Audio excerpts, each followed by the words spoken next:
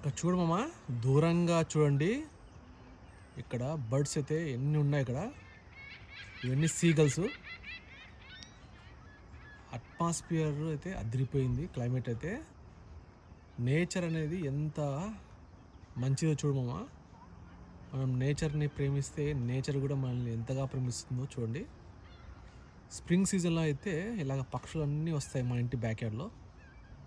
Oh my God, సీదర్ ఎన్ని ఉన్నాయో చూడండి.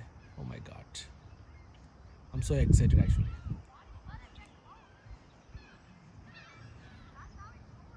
అక్కడ పిల్లలు ఆడుకుంటున్నారు, పిల్లల దగ్గర ఉన్నాయి పక్షులు.